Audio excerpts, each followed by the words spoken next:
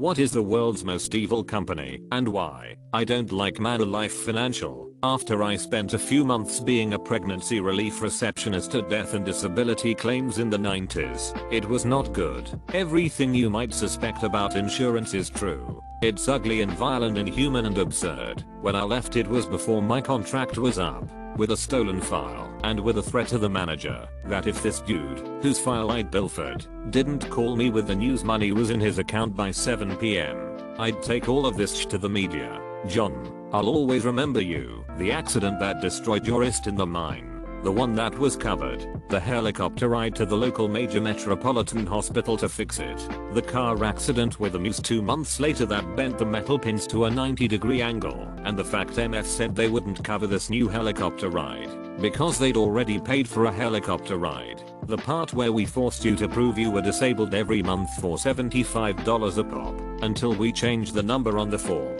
and didn't let you know. And you called a 55-year minor weeping because his 16-year daughter stopped eating lunch and you didn't have another $75. You'd filled out the form we sent you, but it was wrong before it arrived. So you called and said you were headed out to the wood shack and would just take the effing hand off at the wrist. So I did what I did, and you had the disability payment you had bought and were owed by the time we spoke that evening. I never went back. And when my placement agency called and tried to upbraid me for unprofessional behavior, I told them to never ever send me to a company that was actively ripping off and trying to kill their clients. I worked for Blue Cross for about 6 months, and then I found out they had a coverage denial group. They looked for any and every way to deny large claims. So mostly people in traumatic and catastrophic situations and cancers. They touted themselves as being non-profit, while the CEO made millions a year and came to the office in a refined helicopter. Health insurance companies. Lots of good examples here.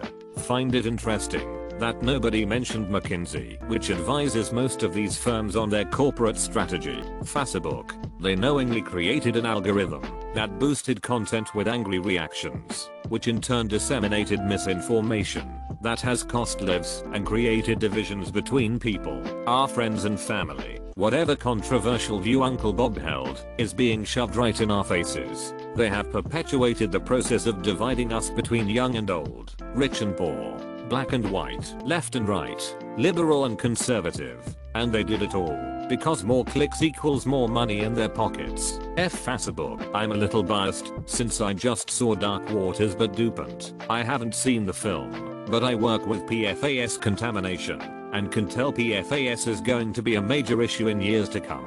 My workplace is investing heavily in educating us on the chemicals and how to monitor and remediate them. It's so common that I have to check what kind of clothes I wear before working on site. A single drop from one of my coats completely contaminates a sample. My neighborhood growing up had previously been a dumping ground of 50-gallon barrels containing PFAS and Teflon from a local shoe manufacturer. All of our wells sat on top of that. Almost every single person from the neighborhood I have kept in contact with has a host of serious medical issues. I remember being a kid and seeing the barrels in the woods. Glad I never effed with them. There will be no consequences. John Oliver just did an episode about PFAS a few weeks ago. It was it sucked to watch, as do far too many episodes of his show. And not because the show is bad, just because he's always giving us information we should have, but it's almost always about some sort of evil organization or corruption hidden in plain sight. DuPont is one of the worst. I highly recommend watching The Devil We Know. I live 20 minutes away from Parkersburg, WV, and you'd be surprised how little people in the area know about DuPont. I came for this. DuPont is the biggest evil company most people haven't heard of. They have their hands on or in everything that's made, yet no one know much about them. I'm convinced it's because they have so much money they pay to stay under the radar. Also, you know, they poisoned our entire planet with C8. The entire reason weed was illegal and hemp wasn't popular in the United States is because in WWII they lobbied to get the contract to make all the rope for our Navy during the war for cheap using nylon. In turn, they wanted to have their competitor, I can't remember the name, put out of business, and they made hemp rope that was way strong and cheaper to manufacture. So Congress put a huge tax on hemp. that paved the way for weed to be illegal to smoke, and hemp pretty much impossible to grow legally. Insane how they got with poisoning